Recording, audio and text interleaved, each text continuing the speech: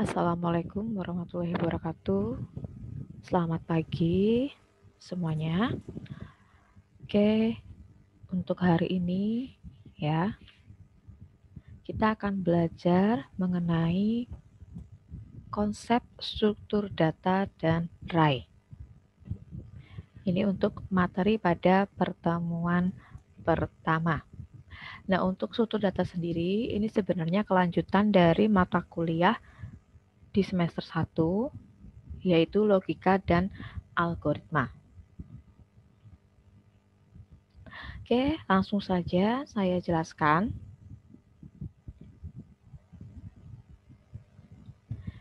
Yang pertama, sebelum masuk ke materi, saya akan jelaskan mengenai deskripsi dari mata kuliah ini sendiri.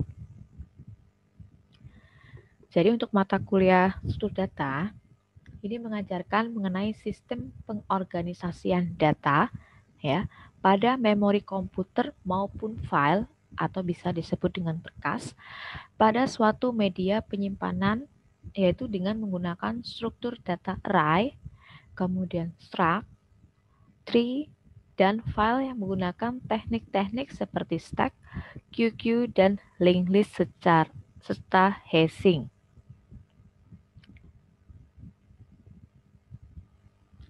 Selain itu, mata kuliah ini juga mengajarkan teknik-teknik manipulasi data seperti adanya tambah, kemudian hapus, edit, pencarian, dan pengurutan yang dilakukan dengan menggunakan bahasa pemrograman Python.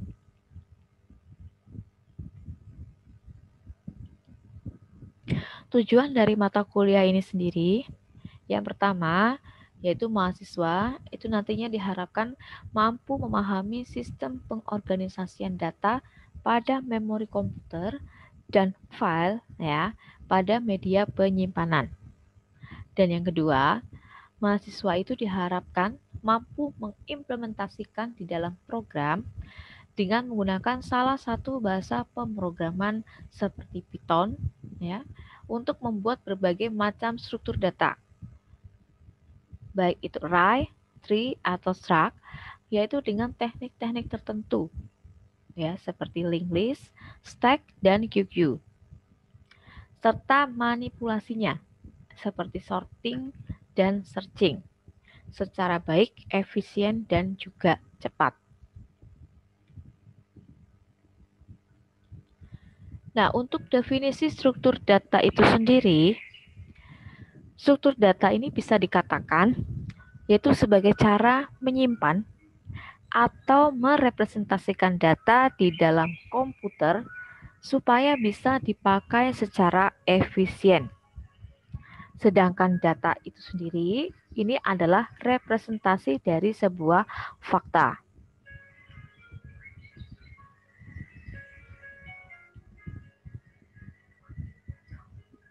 Sedangkan yang dimaksud fakta itu sendiri adalah kenyataan yang disimpan, direkam, atau direpresentasikan dalam bentuk tulisan, suara, gambar, sinyal, ataupun simbol.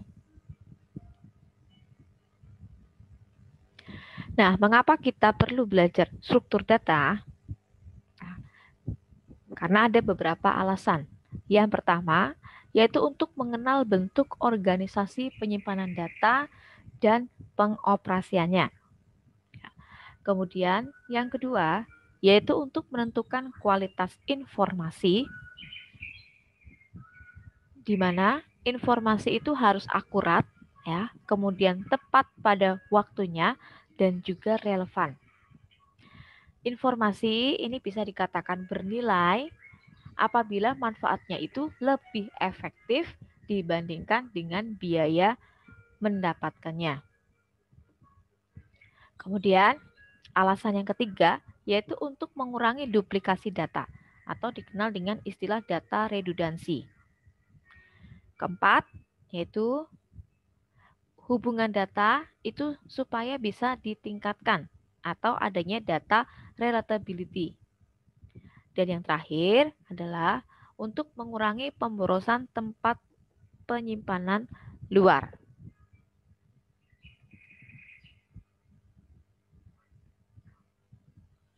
Kemudian di dalam struktur data ini terdapat ya ada operasi terhadap data ya. Nah, operasi ini berpengaruh pada tempat penyimpanan data itu sendiri, di mana ada yang namanya 4 operasi. Yang pertama itu ada yang namanya transversal atau traversing ya, yaitu mengunjungi setiap elemen pada struktur data.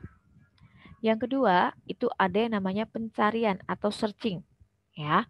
Ini adalah menemukan elemen atau lokasi pada struktur data. Kemudian yang ketiga penyisipan atau inserting. Ini adalah menambah elemen baru pada struktur data.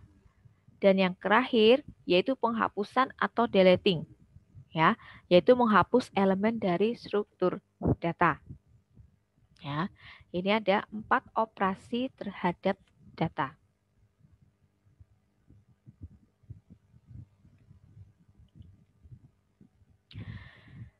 Selain itu, ada juga beberapa macam tipe data. Ya, tipe data ini sebenarnya sudah kita pelajari di semester lalu pada saat kita belajar mata kuliah logika dan algoritma. Ya, semoga masih ingat.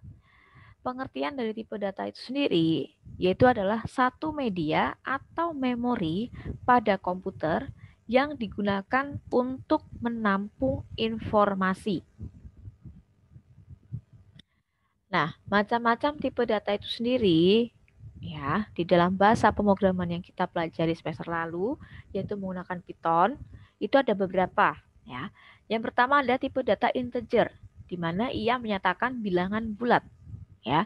Contohnya ini bulat ya, 4, 50, 1500 dan lain sebagainya. Yang kedua itu adalah kebalikannya yaitu tipe data float. Menyatakan bilangan pecahan. Contohnya misalnya 2,4, 100,5, ya, 0,17. Yang ketiga ada tipe data string.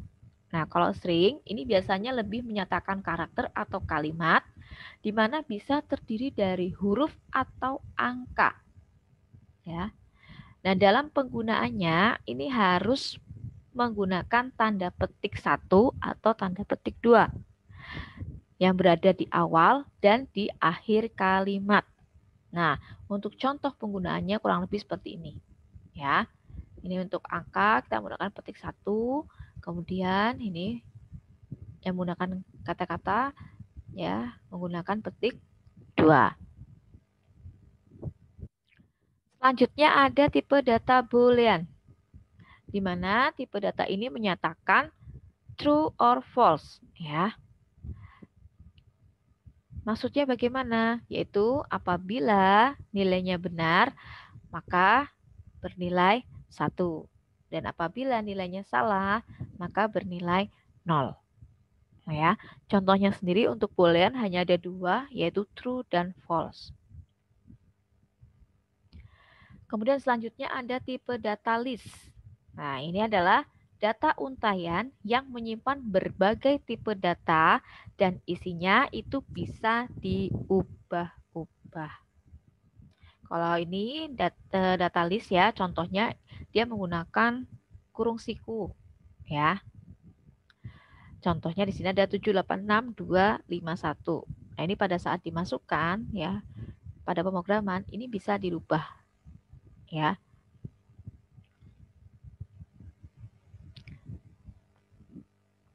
Selanjutnya ada apa lagi?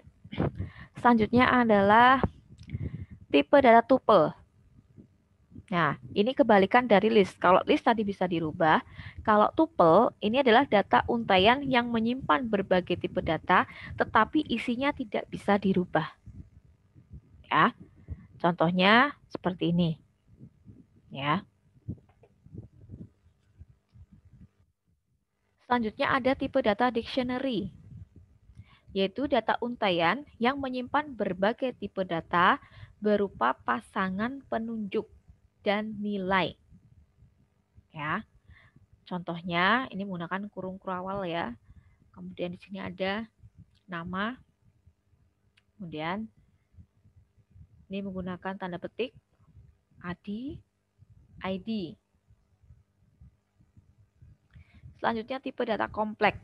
Nah, ini adalah menyatakan pasangan angka real dan imajiner. Ya, contohnya misalnya 1 plus 5J. Dan yang terakhir itu adalah tipe data heksadesimal, yaitu menyatakan bilangan dalam format heksa atau bilangan berbasis 16. Contohnya misalnya 9A atau 1D3.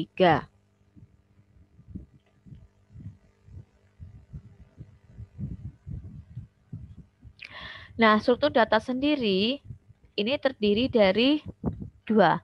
Yang pertama itu ada struktur data sederhana. Contohnya bisa kita dapatkan pada array dan record. Sedangkan yang kedua adalah struktur data majemuk.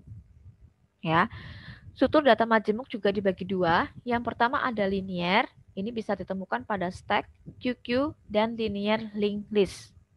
Sedangkan untuk yang non-linear, ini bisa ditemukan pada pohon atau tree, pohon biner atau binary tree, kemudian pohon cari biner atau binary search tree, dan general tree serta graph.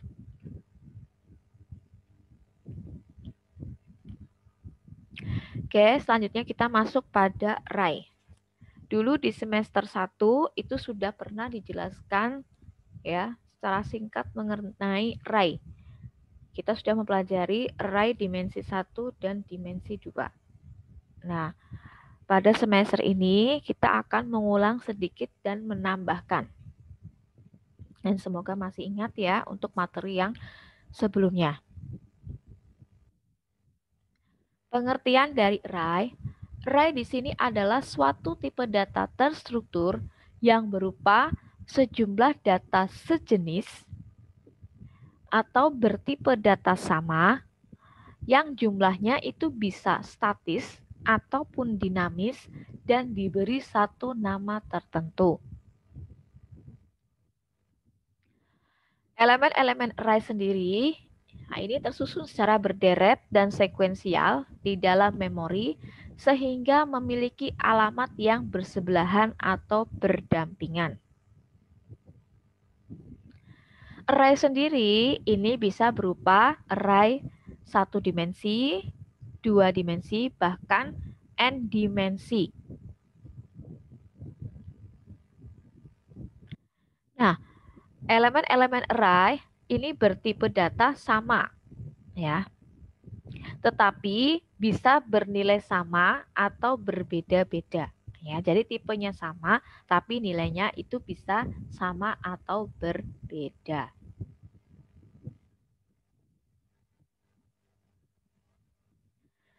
Selanjutnya adalah ciri-ciri array.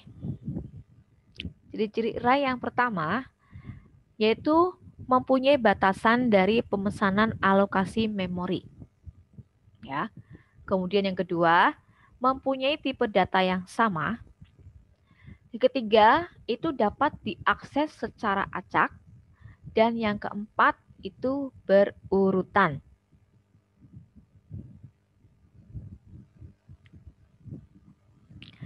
Nah, untuk ilustrasi array, saya gambarkan ya, misalnya. Satu variabel itu adalah satu nilai mahasiswa. Ya, jadi kalau dibuat itu, nah ini ya, mahasiswa. Jadi ada satu variabel ini satu variabel ya, satu variabel satu nilai. Maka ini dibuat mahasiswa 1, mahasiswa 2, mahasiswa 3, mahasiswa 4, dan mahasiswa 5. Nah, maka kalau dibentuk seperti tabel, ya, ini menjadi satu variabel ini bisa menyimpan nilai mahasiswa atau satu variabel array itu memiliki 5 elemen nilai. Ya. Nah, ini variabelnya mahasiswa. Nah, ya, ada 5 ya. Nah, ini kalau digabung menjadi seperti ini. Ya. Jadi satu variabel yang bernama mahasiswa, nah, itu punya 5 elemen nilai. Dan perlu diingat, untuk untuk array ini biasanya identik dengan simbol kurung ya, kurung siku seperti ini.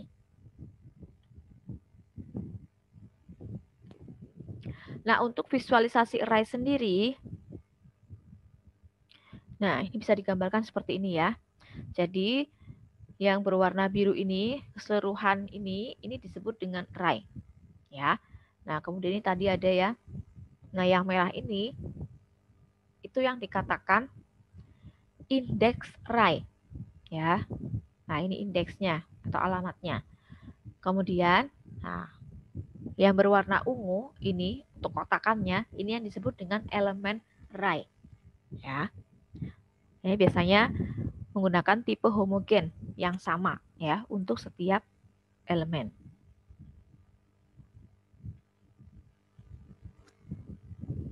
Selanjutnya adalah index array.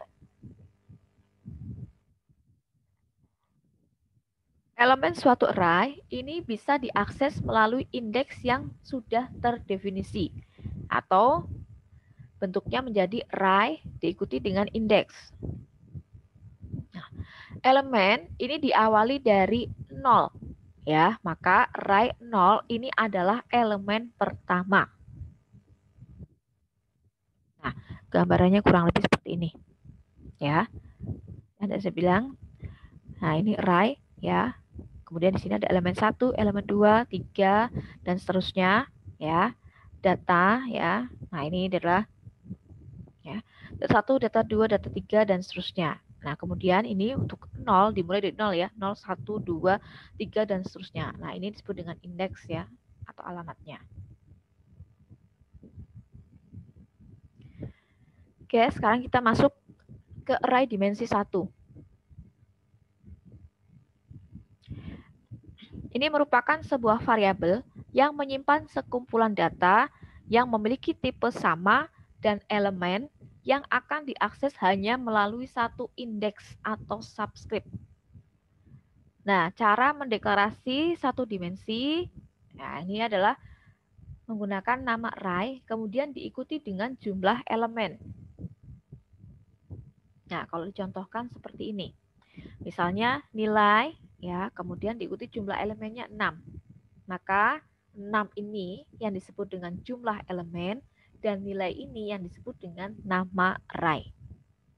Ya, ini untuk yang array dimensi 1.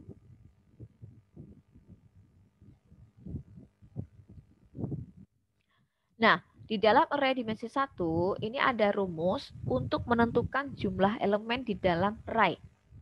Nah, rumusnya seperti ini ya. P elemen array di mana I-nya itu sama dengan 1 hingga N. Dan P di sini adalah perkalian dari elemen sebelumnya. Ya. Dan ini biasanya untuk array dimensi 2 dan 3. Sebagai contoh, misal diketahui suatu array A dideklarasikan sebagai berikut. A10.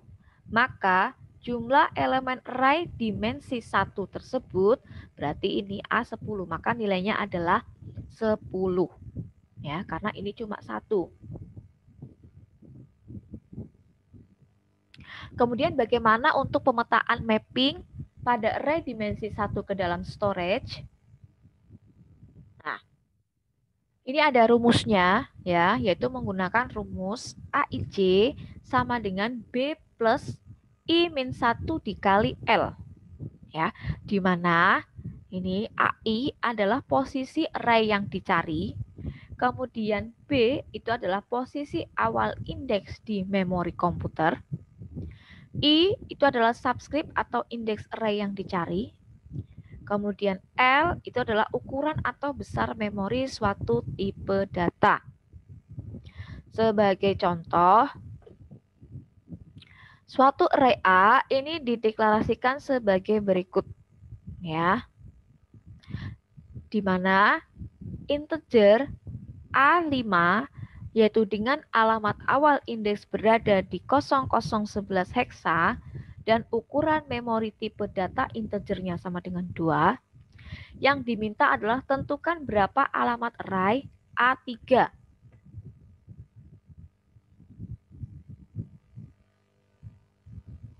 Maka untuk penyelesaian soal tersebut,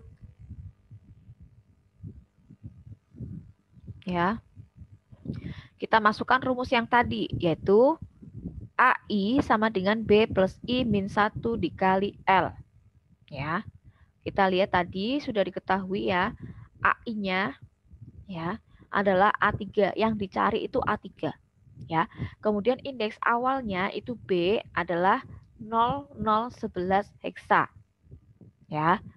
Nah, kemudian I, nah ini ya, I-nya berarti 3 ini. Karena A3 ini berarti I-nya 3 yang dicari ya.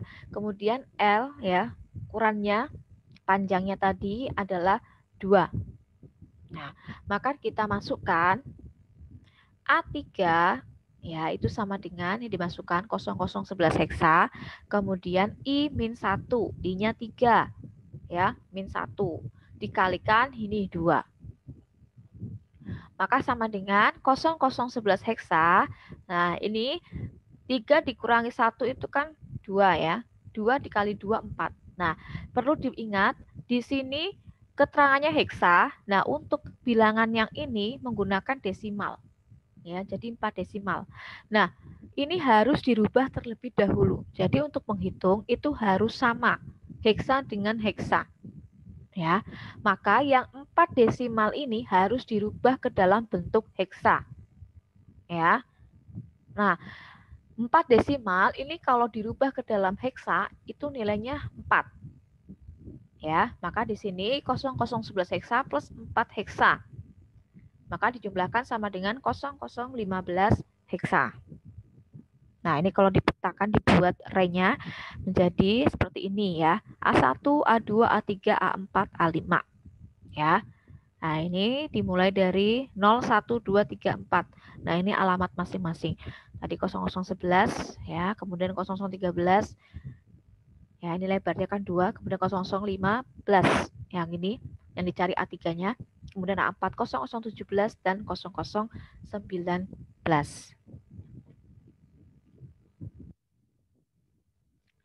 Nah, untuk mengubah dari bentuk heksa ke bentuk desimal, ya,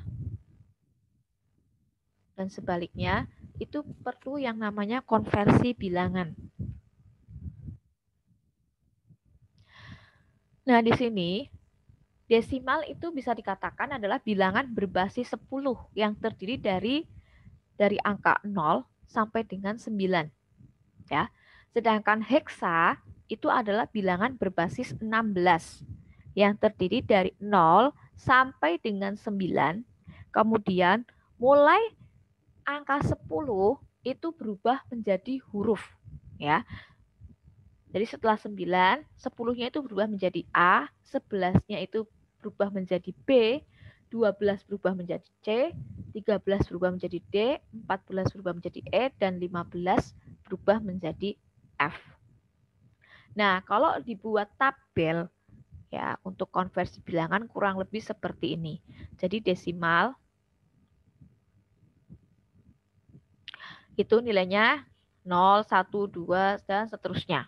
Ya, bilangan biasa ini. Kemudian kalau yang heksa, nah sebenarnya sama dengan desimal, yaitu dari 0 sampai 9. Tapi begitu masuk ke 10, itu akan berubah menjadi huruf. Nah, maka tadi ketika kita melihat yang ini, ya 4 desimal dirubah menjadi heksa, ya kalau kita perhatikan 4 desimal di sini berubah menjadi heksa. Nah, angkanya sama, yaitu 4. Ya.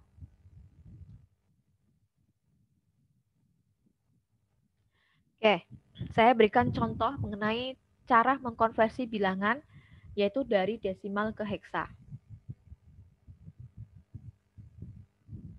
Ya. Nah, untuk konversi bilangan desimal ke heksadesimal yaitu dengan cara membagi bilangan desimal dengan 16 kemudian diambil sisa pembagiannya. Ini sebagai contoh misalnya 1583 desimal sama dengan berapa heksadesimal. Maka Caranya tadi dengan membagi ya dengan 16. Maka 1583 dibagi 16 itu sama dengan hasilnya 98. Nah, kemudian kalau sudah kita kalikan 16 dikali 98 itu berapa? Hasilnya adalah 1568.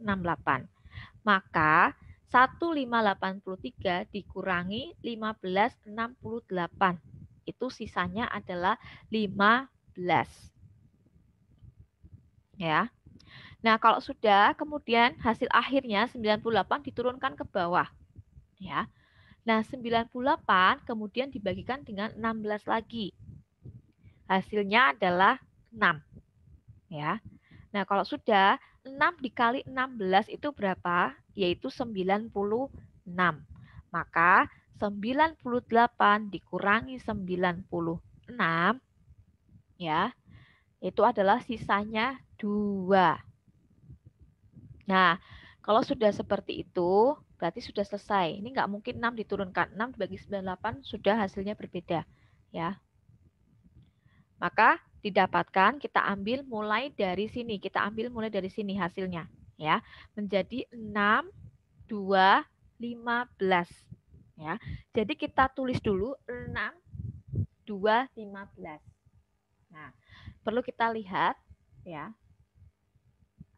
Di desimal itu 15 ya. Maka kalau jadi heksa itu berubah menjadi apa? Ya. Berarti 6, 2, 15 ini kalau di heksa ini berubah menjadi huruf F. Maka hasilnya 1583 desimal itu sama dengan 62F heksadesimal. Nih ya, bisa dilihat ya. 15 tadi. 15, nah ini kalau di heksa berubah menjadi F. Maka ini harus dirubah. Ya, kalau 6, 2 itu masih sama. Nah, 15 itu berbeda, maka harus dirubah.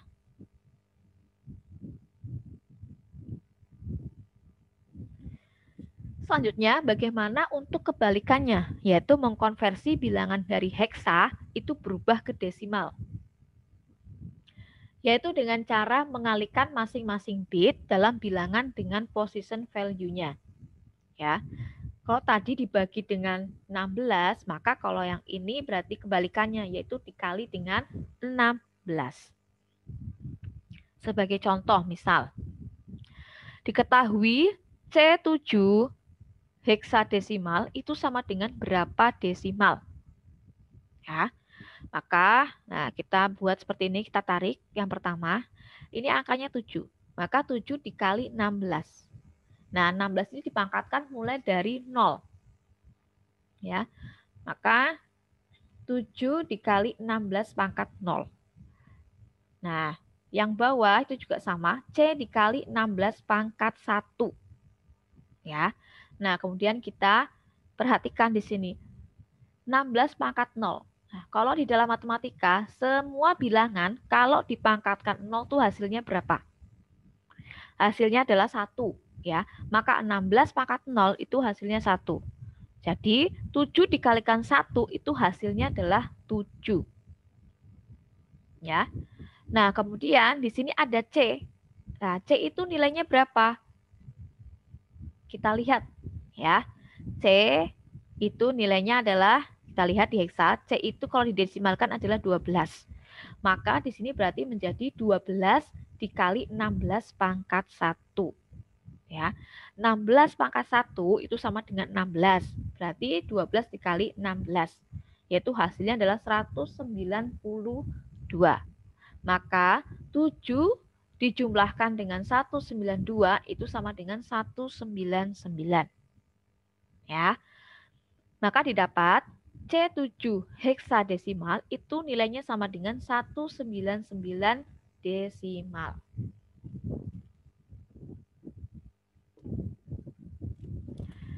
Kemudian kita lanjut untuk array dimensi 2. Array dimensi 2 ini disebut sebagai array bersarang. Ya.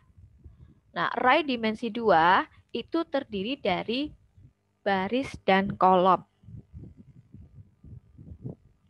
Nah, untuk cara deklarasi pada 2 dimensi, itu menggunakan nama array, kemudian diikuti dengan jumlah elemen baris dan jumlah elemen kolom.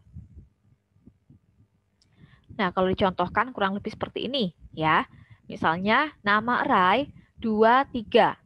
Maka 3 ini dikatakan sebagai jumlah kolomnya, 2 ini dikatakan sebagai jumlah barisnya, dan nama array ini dikatakan sebagai nama array. Misalnya di sini dikasih nama nilai. Nah, berarti nilai ini adalah nama array.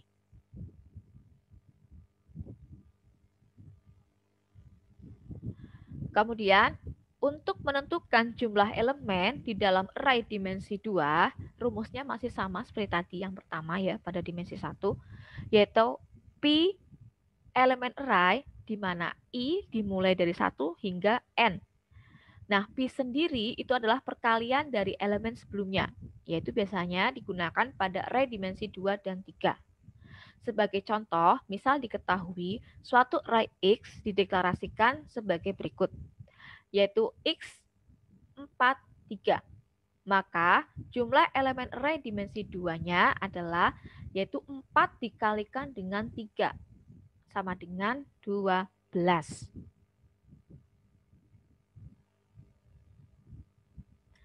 Nah, bagaimana untuk pemetaan mapping array dimensi 1 ke storage? Ya. Untuk pemetaannya, ini terbagi menjadi 2 cara pandang atau representasi. Yang pertama ada secara kolom per kolom. Ya, ini rumusnya menggunakan @mij sama dengan M00 plus, ya, ini ada kurung ya, J-1 dikali K plus I-1 dikali L. Sedangkan untuk yang baris per baris, yaitu menggunakan @mij sama dengan M00 plus I-1 dikali N plus J-1 dikali L. Di mana Mij itu adalah posisi array yang dicari, kemudian M00 itu adalah posisi alamat awal indeks array, I itu sama dengan baris, J sama dengan kolom, kemudian L itu adalah ukuran memori tipe datanya, sedangkan K itu adalah banyaknya elemen per kolom, dan N adalah banyaknya elemen per baris.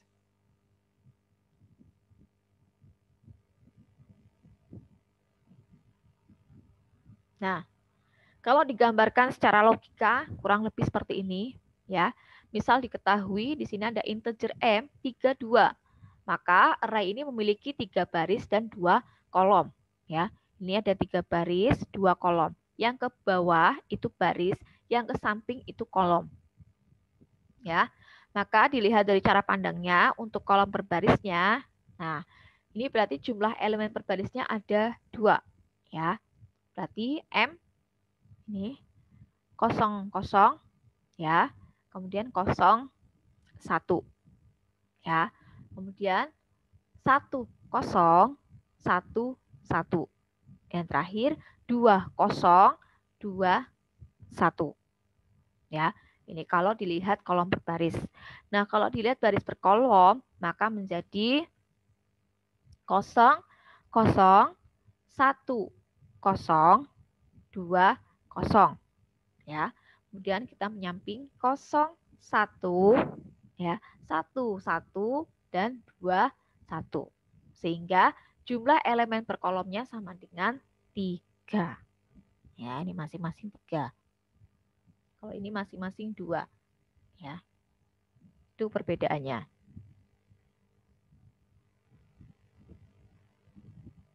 Nah, ini contoh pemetaan. Diketahui suatu array X dideklarasikan sebagai berikut.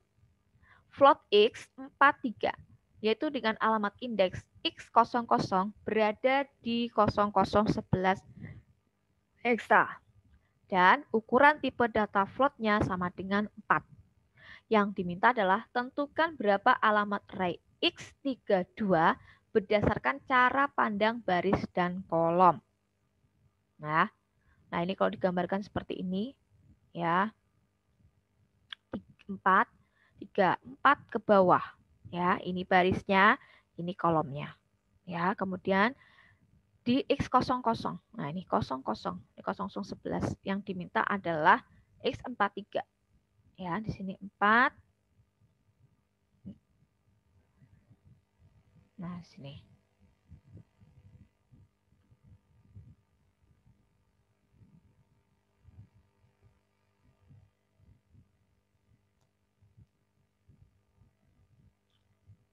Nih ya, X-nya 32. Jadi 1, 2, 3, 2. Nah, di sini. Yang diminta itu berapa? Maka untuk jawabannya, nah, itu ada 2 jawaban ya. Yang pertama baris per baris dan yang kedua adalah kolom per kolom. Nah, untuk baris per baris ya, maka dimasukkan rumusnya ya, at MIJ sama dengan at M00 plus I-1 dikali N plus J-1 dikali L. Ya. Nah, maka tadi ya X32 yang dicari, nah, yang dicari adalah 32 ya. Maka X32, nah tadi diketahui M00-nya adalah 0011 ya. Kemudian I-nya ini 3, J-nya itu nilainya 2 ya. Maka di sini I-nya 3, kemudian J-nya 2 ya. Ini dikurangi 1, dikurangi 1. Nah, kemudian N-nya, nah kita lihat di sini ya. Untuk mencari N dan K, kita lihat dari sini ya. Dari X43 ya.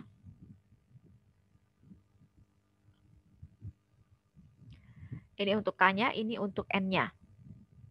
Kemudian untuk ukuran tipenya ini ada 4. Nah, maka dimasukkan di sini 3, L-nya 4.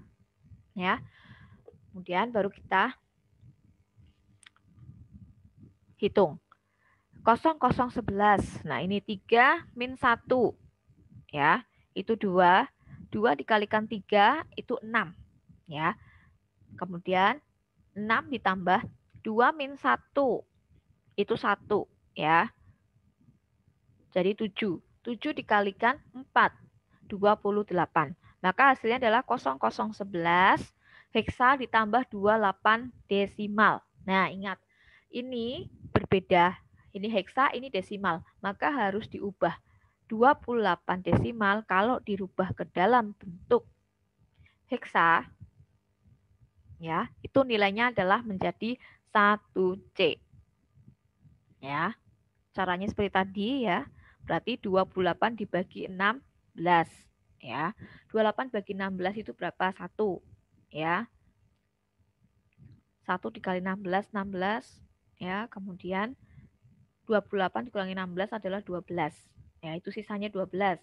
Kemudian hasilnya tadi kan 1. 1 dibagi 16 itu 0, berarti sama dengan 0. 0 dikali 16, 0. Nah, 1 dikurangi 0, sisanya adalah 1. Nah, berarti hasilnya adalah 1 dengan 12 tadi ya, 1, 1, 2. Nah, berarti satunya tetap. Nah, 12 dirubah ke dalam heksa, itu nilainya adalah C. Ya, maka menjadi 1C. Nah, 0011 ditambahkan dengan 1C itu sama dengan 002D. Kemudian untuk yang kolom per kolom ya, ini menggunakan rumus yang satu lagi yaitu MIJ sama dengan M00 plus J-1 dikali K plus I-1 dikali L. Maka tadi dimasukkan yaitu X32 0011 heksa plus ya. Ini J-nya itu 2 ya, I-nya 3. Nah, dimasukkan ya. K-nya tadi menggunakan yang sebelumnya ya, yaitu yang X43. Nah, dimasukkan karena tadi N-nya itu 3 berarti K-nya 4. Kemudian di sini L-nya 4 ya. Maka 0011 kita hitung yang ini 2 min 1 itu 1, 1 dikali 4 4 ya. Ditambah 3 min 1 itu 2. Maka 4 tambah 2 itu 6. 6 dikalikan 4 itu sama dengan 24. Nah, Sama, kita perhatikan di sini. Ini heksa, ini desimal. Maka yang desimal harus dirubah ke dalam bentuk heksa. Maka 24 desimal itu nilainya sama dengan 18 heksa. Ya.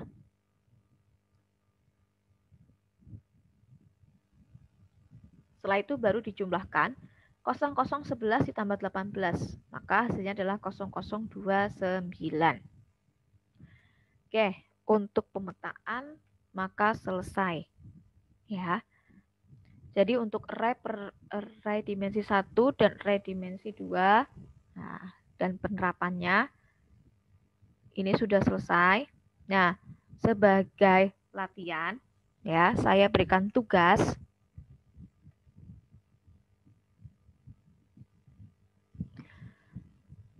Ini ada 2 soal, ini soal yang pertama ya. Yaitu diminta untuk membuat, ya, tadi menentukan alamat array. Untuk yang nomor 1 itu soal untuk menentukan alamat array pada array dimensi 1, sedangkan untuk soal yang kedua itu untuk menentukan alamat array pada array dimensi 2. Latihan selanjutnya yaitu kalian diminta untuk mengkonversikan bilangan, ya, yaitu dari bilangan